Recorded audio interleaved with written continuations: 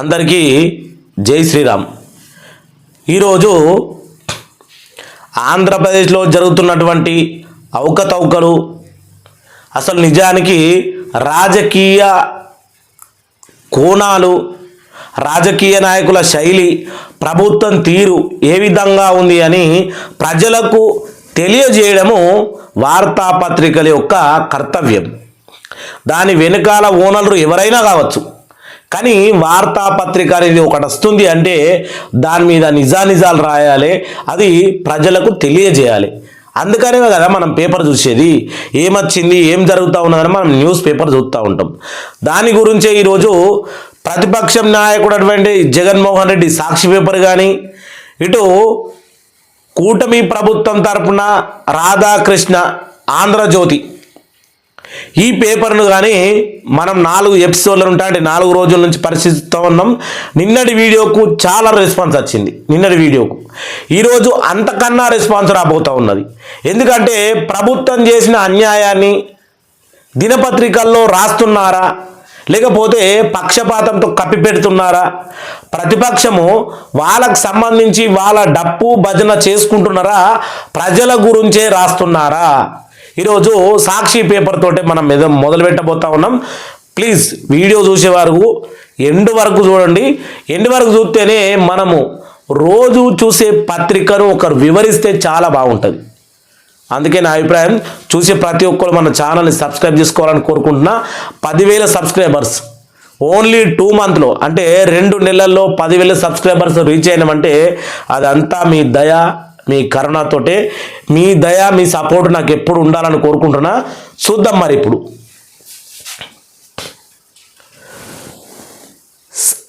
స్వదేశీ, ఇక్కడ మోడీ గారు ఇచ్చినటువంటి స్వదేశీ వస్తువులనే వాడండి, రాబోయేది పండుగల కాలము, ఈ సీజన్లో ప్రజలందరూ స్వదేశీ వస్తువులే వాడాలని ప్రధాని మోడీ గారు పిలుపునివ్వడం జరిగింది.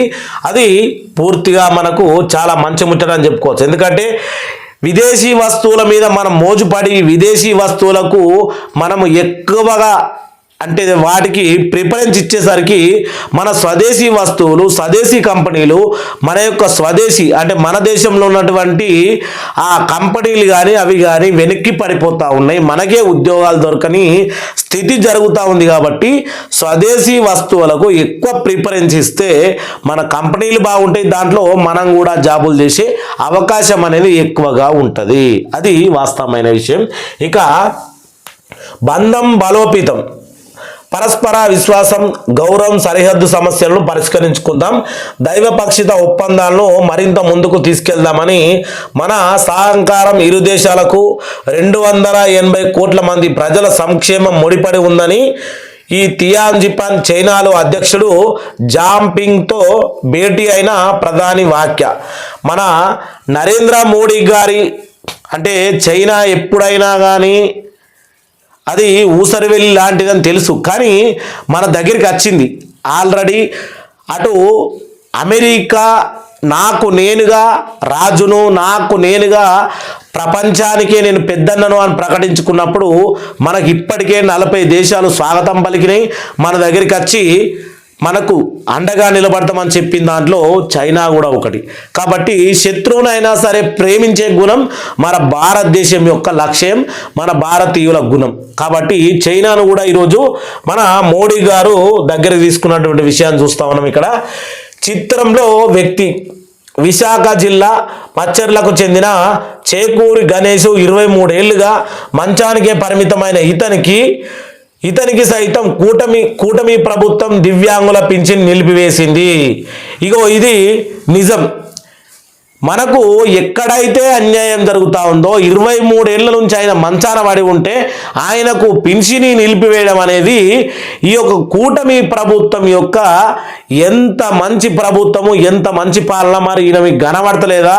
లేకపోతే ఈయన యొక్క 23 ఏళ్ల వయసు మీకు ఇన్నేళ్ల నుంచి ఆయన పింఛన్ తీసుకుంటున్నాడా లేదా అనేది మీకు తెలియాలి. మరి పింఛన్దారుల్లో టెన్షన్, అనర్హులంటూ దాదాపు లక్షల మంది దివ్యాంగులకు ప్రభుత్వం నోటీసులు ఇచ్చింది. దాని గురించి 2వ పేజీలో కూడా పూర్తిగా ఇవ్వడం జరిగింది. ఒకసారి చూద్దాం 2వ పేజీ కూడా. ఎందుకంటే ఇది ఇప్పుడు ఆంధ్రప్రదేశ్లో ప్రజలను తీవ్ర ఆందోళనకు గురి చేస్తున్నటువంటి విషయం కాబట్టి నోటీసులు ఇచ్చింది కాబట్టి వీటిని అందుకున్న వారిలో పింఛన్ కోసం తీవ్ర ఆందోళన మొదలైంది. వారి సొమ్ము పంపిణీ పైన రోజుకో తీరి సర్కార్ వైఖరి పునర్పరిశీలన కోసం దరఖాస్తు చేసుకోవాలని వారికి ఇస్తామంటూ అనుకూల మీడియాలో లీకులు, దివ్యాంగులకు కానీ వారికి దొంగ పింఛన్లు ఇస్తున్నారంటూ స్వయంగా ప్రచారానికి తెరతీసిన సీఎం చంద్రబాబు నెల రోజులుగా కుక్కునుకు కురువైన దివ్యాంగ లబ్ధిదారులు ఈ రకంగా ఉంది. ఈరోజు ఎవరైతే దివ్యాంగుల గురించి ఉందో దీని గురించి మనం సపరేట్గా ఖచ్చితంగా మన ఛానల్లో ఈరోజు వీడియో అనేది రావడం జరుగుతుంది. ఈ యొక్క బాలను గురించి, ఈ యొక్క దివ్యాంగుల గురించి ఈరోజు ఖచ్చితంగా కూటమి ప్రభుత్వం యొక్క వైఖరి మీద ఖచ్చితంగా మాట్లాడుకుందాం. ఎందుకంటే అహంకారం వచ్చిన తర్వాత దాన్ని దించాల్సింది ఎవరైనా ఉన్నారంటే మీడియానే. ఖచ్చితంగా దించే చూపించాలి వీళ్ళకి. ప్రతిపక్షం కూడా దీంట్లో కొంచెం పాల్గొనాలి. ఖచ్చితంగా చంద్రబాబుకు ఉన్నటువంటి ఏదైతే అహంకారం ఉందో అహంకారాన్ని దించే చూపించాలనేది నా యొక్క ఒక్కొందే కాదు. ఇక్కడ చూడు, నిరుద్యోగంలో 3వ స్థానంలో ఏపీ. 3వ స్థానంలో నిరుద్యోగంలో, అభివృద్ధిలో కాదు, నిరుద్యోగంలో 3వ స్థానంలో ఏపీ. ఈ ఏడాది ఏప్రిల్ జూన్ వరకు లేబర్ సర్వే నివేదికలో వెల్లడి. రాష్ట్రంలో నిరుద్యోగుల గీత 21%, జాతీయ స్థాయిలో 14.66 మాత్రమే. దీని గురించి మనలో కొంచెం హెడ్లైన్లో ఉన్నదాన్ని పూర్తిగా చెప్తాం. అమరావతి ముఖ్యమంత్రి చంద్రబాబు పాలనలో రాష్ట్రం భారీ అప్పులతో పాటు నిరుద్యోగాలను కూడా దూసుకుపోతా ఉంది. దేశవ్యాప్తంగా నిరుద్యోగుల్లో ఆంధ్రప్రదేశ్ 3వ స్థానంలో నిలిచినట్లుగా లేబర్ ఫోర్స్ సర్వే నివేదికలో వెల్లడించింది. ఈ ఏడాది ఏప్రిల్ నుంచి జూన్ వరకు రాష్ట్రంలో గ్రామీణ పట్టణ ప్రాంతాల్లో కలిపి 29 ఏళ్ల లోపు యువకుల్లో నిరుద్యోగ గీత 21% ఉన్నట్లుగా నివేదిక వెల్లడించింది. ఇక యువత కేవలం 14.6% ఉండగా రాష్ట్రంలో అంతకు మించి ఉండడం గమనార్హం. ఏపీలో నిరుద్యోగ యువతకులకు 17.9% కాగా యువతులు 28.5%. అది విషయం. నిరుద్యోగులకు ఉద్యోగాలు ఇస్తాము, సచివాలయాల జాబులు ఇవ్వంటూ అవంటూ 40 లక్షల మహిళలకు ఈ సంవత్సరం మేము ఉద్యోగాలు భర్తీ చేయబోతా ఉన్నామనంటే మరి ఇక్కడ చూసుకుంటే మనకు ఎంతమంది దాదాపు మొత్తానికి భారతదేశంలోనే 3వ స్థానంలో ఉన్నది. ఇక్కడ నిరుద్యోగంలో భారతదేశంలోనే 3వ స్థానంలో ఉన్న ఏపీ. దీని గురించి చంద్రబాబు నాయుడు గారు, మీ కూటమి ప్రభుత్వం, పవన్ కళ్యాణ్, అలాగే ఉన్నటువంటి NDA party BJP, central government of India, మీరు ఏం చెప్పదలుచుకున్నారు? అమరావతి నిర్మాణం జరుగుతూనే మరి నిరుద్యోగులకు కూడా ఉద్యోగాలు కల్పిస్తామన్న మీ మాటలు ఎటువైనాయి? అది మీకే వదిలిస్తా ఉన్నాం. ఇక వినాయక నిమగ్నంలో విషాదం. 3 వేరు సంఘటనలో 8 మంది మృతి. పశ్చిమ గోదావరి భక్తుల పైన ట్రాక్టర్ వెళ్ళి 4, అల్లూరు జిల్లాలో కారు దూసుకెళ్లి 2, చిత్తూరు జిల్లాలో చెరువులో విగ్రహం కింద పడి 2 మృత్యువాత. మాజీ సీఎం జగన్ దిగ్భ్రాంతి. ఆయన టెన్షన్ మాట్లాడినట్టు వీళ్ళ కోసం. జగన్మోహన్ రెడ్డి కూడా చాలా మంచి వ్యక్తి, ఎందుకంటే ఆయన పేపరే, ఆయన కూడా ప్రజల తరఫున చాలా బాగా రాస్తున్నాడని నేను కూడా అనుకుంటా ఉన్నా. న్యాయం జరగకపోతే ఉద్యమమే మార్గము. ప్రభుత్వానికి గ్రామవార్డు సచివాలయాల ఉద్యోగాల ఐక్యవేదిక హెచ్చరిక. ఈ నెలాఖరులోగా సమస్యలను పరిష్కరించాలని డిమాండు. ఉద్యోగాలు బానిసలుగా మారిన పరిస్థితులు తలెత్తున్నాయని ఆవేదన. ఇక్కడ మనం ఏంది అంటే దీని విషయం చూసుకుంటే, సచివాలయాల ఉద్యోగులు సర్వీసుల్లో చేరి 6 సంవత్సరాలు పూర్తయిన నోషనల్ ఇంక్రిమెంట్లు మంజూరు కాలేదు. అట్లే ఒకేడు కేడార్లో 6 సంవత్సరాలు పూర్తయిన వారికి ఆటోమేటిక్స్ అడ్వాంటేజ్ స్కీమ్ ప్రకారం సోషల్ ఇంక్రిమెంట్ ఇవ్వాలన్న నిబంధనలు అమలు కాలే. ఈ అంశంలో న్యాయం జరగకపోతే రాష్ట్ర వ్యాప్తంగా ఉద్యమానికి వెనుకాడబోమంటూ ప్రభావాన్ని అన్యాయమైన ఆదేశాలు చేస్తే కనుక మేము వెనుకాడబోమంటూ గ్రామ సచివాలయాల్లో గ్రామ వార్డుల్లో చేస్తున్నటువంటి ఉద్యోగులు హెచ్చరిస్తున్నటువంటి విషయం కనబడతా ఉంది ఇక్కడ. ఇంకా ఇది ఇగో పైసమే ప్రమోషన్, ఇది డిఎస్సి గురించి మనం ఆల్రెడీ చూసినాం కూడా. ధాన్యలక్ష్మే కాదు, ధనలక్ష్మికి కూడా ప్రసన్నం చేసుకోవాలి, ధనలక్ష్మిని కూడా ప్రసన్నం చేసుకోవాలి. ఇది పోలీస్ శాఖలో బిగ్ బాస్ మాట. డిఎస్సీలకు అనదపు డిఎస్సీల పదోన్నతిలో మెలిక అందరూ ఏకతాటిపై వచ్చి ఒక నెంబర్ వెల్లడి, అది కేవలం 10%మేనని సదరు కార్యాలయం సృష్టికరణ. దీంతో ఆగస్టు 31న పెన్షనల్ గడువును ముగిసిన స్పందన లేదు. ఆగస్టు 31 గడిచిపోయినా కానీ డిఎస్సి కోసం డిఎస్సి ఏవైతే జాబులు పడ్డాయో వాటి గురించి స్పందన అనేది లేదు అంటున్నటువంటి ముచ్చట. మనకు ధనం ఉండాలి, ధనం ఉంటేనే ధనం మూలం ఇదం జగత్ అని ఊరికి అనలే. మరి దీని గురించి చూసినాము, దీని గురించి అయితే చాలా బాధాకరం. పెన్షన్దారుల గురించి ఇంకా అయిపోయింది, అందరికీ మేము ఇస్తా ఉన్నామంటున్నాము. మరి ఇదేంది, మరి ఎందుకు వచ్చింది? ఇంకా ఇలాంటి వాళ్ళకు పింఛన్ నిలిపివేస్తున్నటువంటి నోటీసులున్నా కానీ మీరు రద్దు చేసుకొని పింఛన్లు యథావిధిగా ఇస్తామంటున్నా. ఇక్కడ అనర్హులకు దాదాపు లక్షలాది మంది దివ్యాంగులకు నోటీసులు వచ్చినాయి. నేను మన ఛానల్లో ఓటింగ్ పెడితే కూడా చాలామందికి నోటీసులు వచ్చినాయని చెప్పినారు.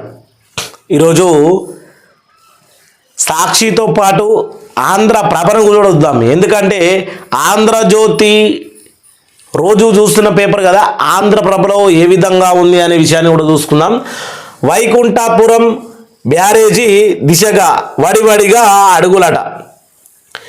వరద నిరంతరంతో పాటు అమరావతి, విజయవాడ, గుంటూరు తాగునీరు అవసరాలకు తీర్చే ప్రాజెక్టుకు 4,530 కోట్ల అంచనాతో నిర్మాణం కసరత్తు చేస్తూ ఉన్నారని, కృష్ణానది నిర్మించే యోచనలో 10 టీఎంసీల సామర్థ్యంతో బ్యారేజీల వరద నియంత్రణ, తాగునీరు అవసరాలే లక్ష్యంగా భూసేకరణకు 100,000 కోట్లు ఖర్చుకు కేంద్రం డిఆర్సీ సమర్పణ టెండర్లు దిశగా కసరత్తు.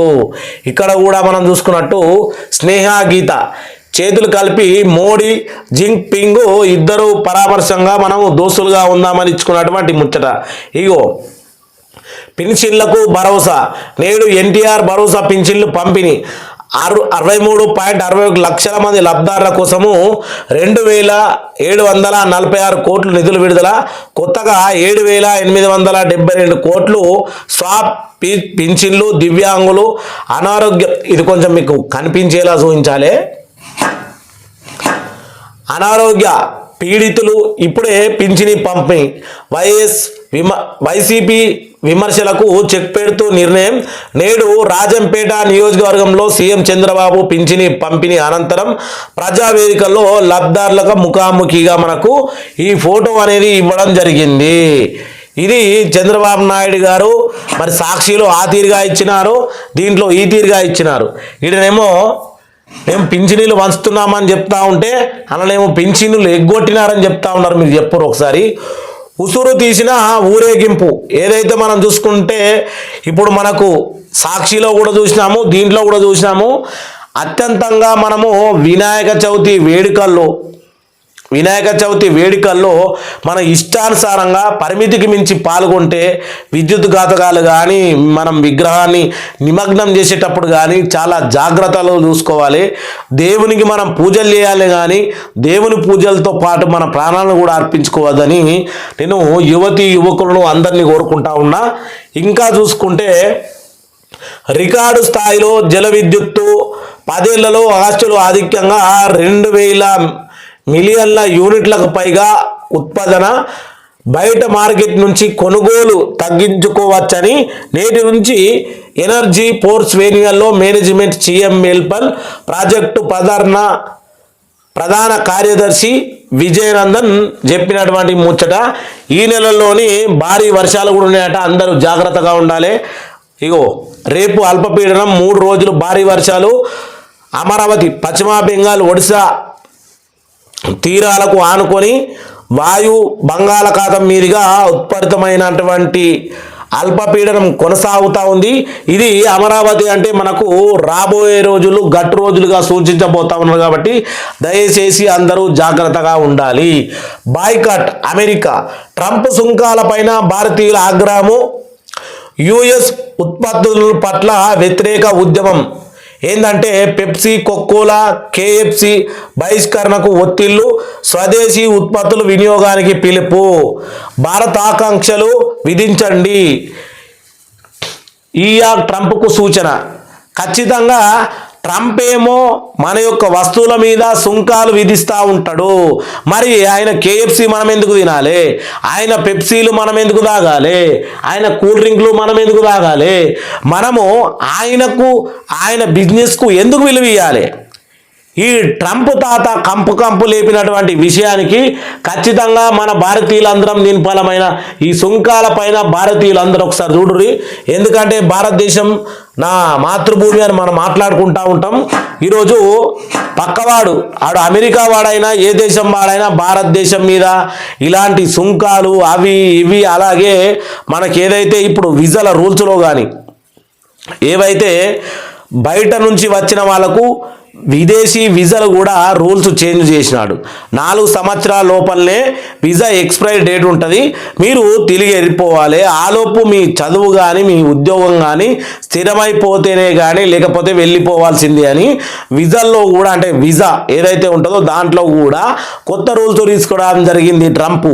అందుకనే మనం కూడా ఖచ్చితంగా ఈ సుంకాల పైన భారతీయుల ఆగ్రహాన్ని వ్యతిరేకం మనం కూడా వాళ్ళకు అందరం భారతీయులమే అందరం మనం కూడా సపోర్ట్ చేస్తూ ఏదైతే మనకు ఈ యూఎస్ నుంచి వచ్చే ప్రతిదీ పెప్సీ, కోకోలా, కేఎఫ్సి ఇటువంటి అవింటిని బహిష్కరిద్దాము. మనం కూడా ట్రంప్ తాత ఒకసారి భారతదేశం కనుక తలుచుకుంటే ఏం చేస్తుందో మనం కూడా చూపిద్దామని కోరుకుంటున్నాం మిత్రమా.